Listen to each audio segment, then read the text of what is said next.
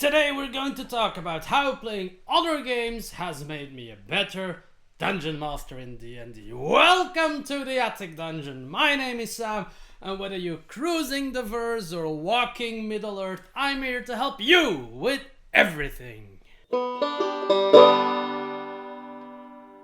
Oh yes, obviously I am here to express my spontaneous gratitude about the fact that you are watching my channel. Look at how spontaneous I did that this week. I'm so proud of myself.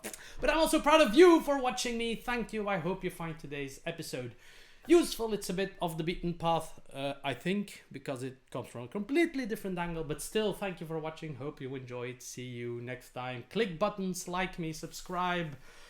Praise my ever-inflating ego and make me a YouTube god. Thank you. If I'm not mistaken, in a far and distant past, I talked about tips for Dungeon Masters in general, and I'm pretty sure if I didn't, I really should slap myself, that I included the tip play different game systems. Because playing different game systems that often focus on a different angle of role-playing games will make you a better player and a better dungeon master in all of those games, obviously. But since all of my content is aimed at Dungeons and Dragons, it will make you most definitely a better player or dungeon master. I am going to specifically talk about how playing other games has made me a better dungeon master today, but most of these things actually will apply to players as well. I'm going to look at 2 or 3 systems that are very different from Dungeons and Dragons and what I learned from them. So obviously I will not be talking about Pathfinder 2, for example. Pathfinder 2 is a different game, but in general follows the same vibe as Dungeons and Dragons. It's a bit crunchier on the numbers, but it is the same gist of games. For example, the 3 pillars, social, exploration, and combat, are divided quite evenly if you compare those 2 games. I think I'll keep myself limited to 2 games today because they actually have offered me quite a lot in the time that I ran them as a game master, lore master, dungeon master, whatever the term is for the damn thing in that specific game. The first one that I'm going to tackle is very straightforward. It's going to be the Firefly role-playing game. The Firefly role-playing game has 2 iterations, Serenity RPG and the Firefly RPG. I'm talking about the second one. The first one had a very clunky system based on another system. The second one is very much its own game. And I have discovered that games that have their system, it makes bloody sense, but over the years I've come to confirm that games that have had their system designed specifically for their setting offer so much more when it comes to immersion and ways that you can move about in the world. And the Firefly RPG is no exception. For those that do not know, Firefly is a sci-fi series that aired in the early 2000s. It infamously got cancelled after 1 season because Fox Network didn't really do their job that well in planning the series, didn't air the episodes in the right order, stuff like that. But it's a really good watch. If you haven't watched it yet, go for it. But there's also a role-playing game attached to that. If you want something more specific than sci-fi, because now you might be thinking Star Wars, Star Trek, Firefly is notorious for being a space western. So it's space cowboys, and very important, there are no alien races in the series, and obviously not in the game as well. Even the one more alien part of space, one more alien race is a large word, are actually just deformed humans. And that's not a spoiler, that really is said in like the first episode. The game has a really concise rule set, but allows you to play it fast and loose on many things. One of the main mechanics in the game is that there is a certain pool of points, plot points as they are called. They're generated by fumbling, which is amazing. So throwing ones generates points for you to utilize later, also generates debuffs for you. So the DM has a lot of fun with them as well. But more specifically, the points can be used to add something to a scene. If a fight is about to break out, let's start with fighting because that's always the easiest. Bar fight, just as much of a classic in Firefly as it is in Dungeons and Dragons. You could spend a point to weaponize, let's say, a bar stool. You could invent an object that is very likely to be nearby, and at the Dungeon Master's discretion, Game Master's discretion, that object will exist and you can use it for its intended purpose or to whack somebody on the head with.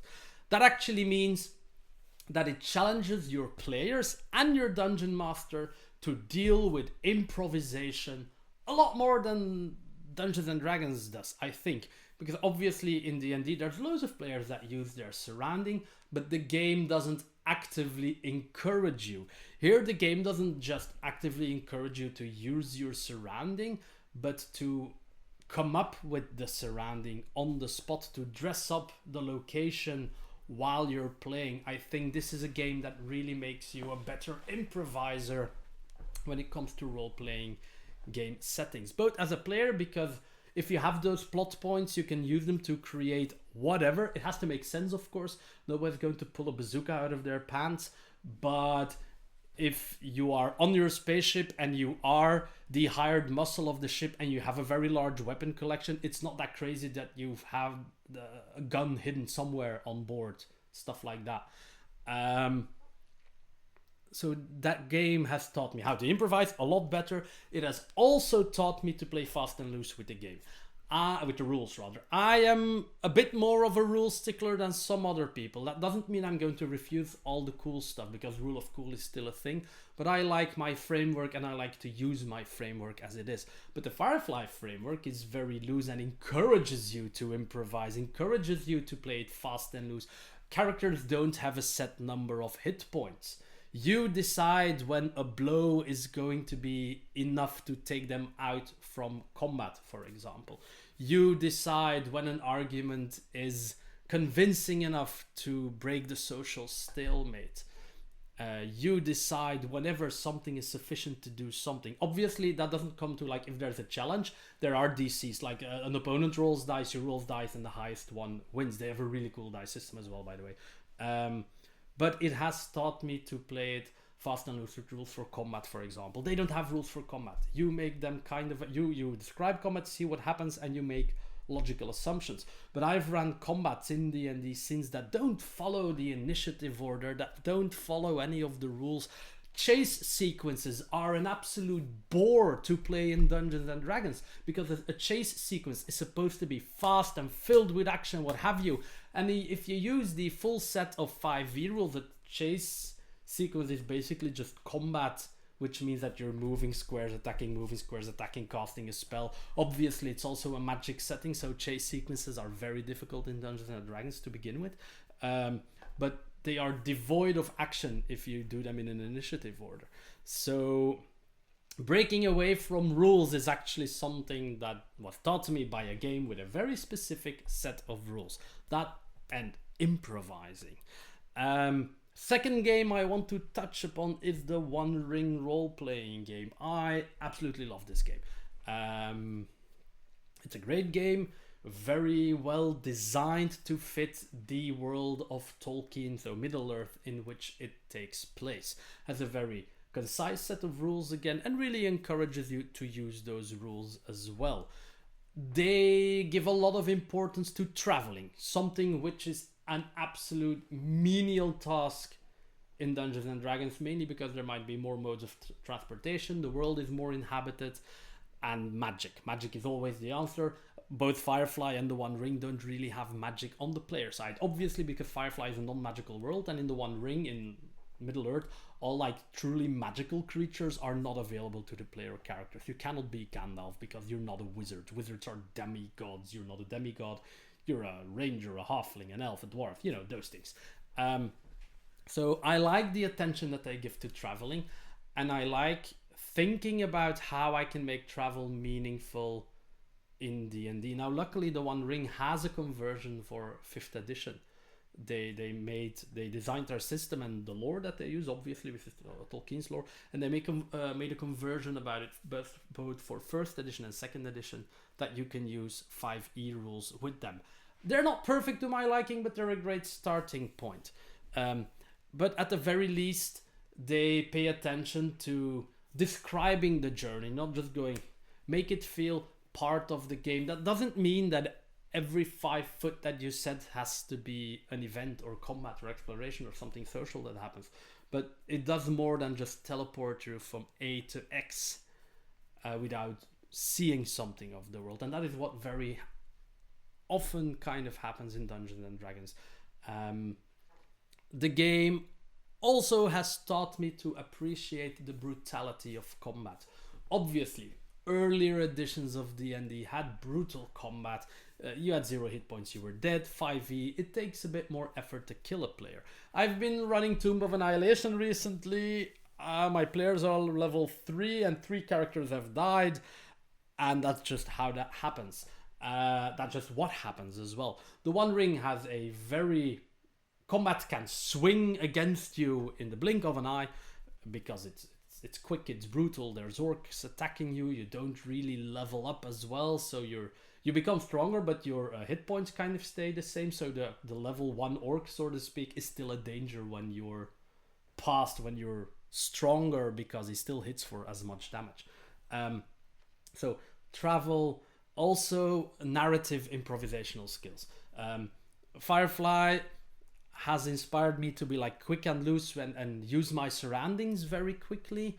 The One Ring is really good in training you to narrate larger events on the spot, because a set journey system, every so often something will happen and someone has to roll.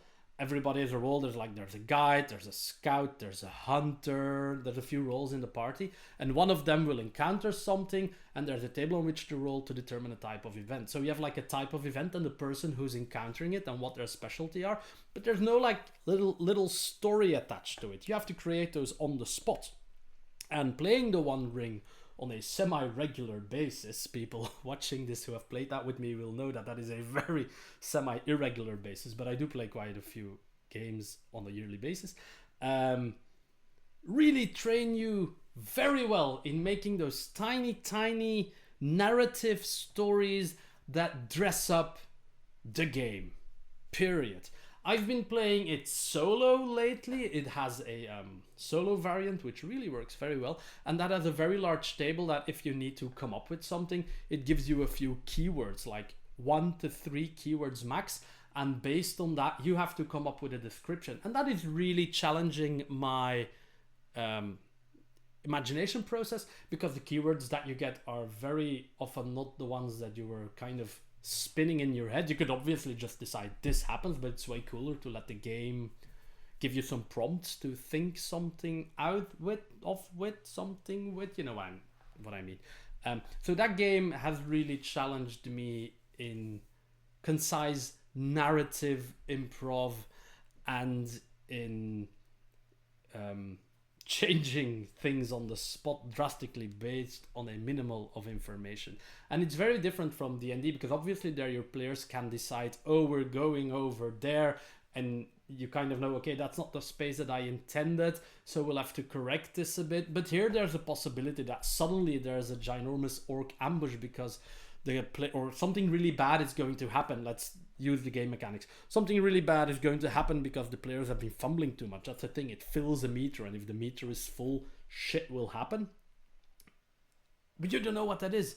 You have to make it up on the spot. You have to make it fit into the narrative. I think the game asks a lot more on the spot improvisation on a relatively large scale than other role-playing systems that I have played, if that makes any sense. And that is what I love about the game. Also, the low magic nature really made me appreciate skills more. In Dungeons and Dragons, we have this wonderful habit of solving a lot of things with magic, and that makes sense because there's so many full caster classes, or half casters even. Together they can solve the world problems like this. But playing 2 games, both Firefly and the One Ring, that don't have magic, made me value my skills a lot more and made me want to use them more often, which is I think why I'm enjoying my artificer so much. He doesn't necessarily have the giant skill monkey list, but he has so many tool proficiencies that he has like a tool for every job, and playing the other games had made me want to use that tool set more often. And I think actually that is most of I wanted to share from those two game settings. So in short, Dungeons and Dragons is a really fun role-playing game to play with friends, but I think there's a few things that it doesn't challenge you enough, where the material that they provide maybe is a bit too pre-chewed for you to learn from it past a certain point. And obviously starting from nothing and writing an entire campaign takes up a lot of time and experience as well. I think the One Ring offers a really good in-between. They hand you a lot of context. There's a few books, 2 for now, one for the Eriador, one for Moria, that give you an entire setting, but you still have to build up everything, but you have a lot of building blocks, and they have a lot of prompts that you can improvise on that really strengthen you as a dungeon master to create stories out of very little information. And the other game has taught me to play Firefly that is fast and loose with rules when it encourages the flow of the game, has made me surely appreciate the skill list and helped me on like maybe small scale improvisation, because players are taking snap decisions that make the situation evolve, that create mutability in all of your scenes, and that game has really taught me very well how to deal with those and how to incorporate them. So there we go. There's a few more games that I have on my list that I want to play. I've recently acquired the Monty Python role-playing game. I still have Lex Arcana, which is a Roman Empire historical spin-off game, and a few others. And to be honest, I have been thinking about doing stuff for the Attic Dungeon that is related to other games, because not just for the reason that Dungeons and Dragons 5e content is going to be finite, but also because I really think that whatever game you're playing can benefit from all of the other games that you're playing. So do me a favor, if you've actually watched up to this point, let me know if that would be a good idea to kind of digress from just doing D&D 5e and adding a bit of content for other games as well. Obviously, that's not going to be up to everybody's taste, but who knows, maybe I'll help you discover some other games that you really like. Maybe you can give me some more information when I talk about other games that I can incorporate into my D&D stuff. I just want to broaden my perspective a bit, but I'd like to know if my very expansive and loyal fan base would enjoy that, or if they would just prefer me sticking to the old D&D 5e. There we are, good people. Thank you for watching. Very short outro this time, now at least. If all goes well, I'll see you again in 2 weeks in the Attic Dungeon.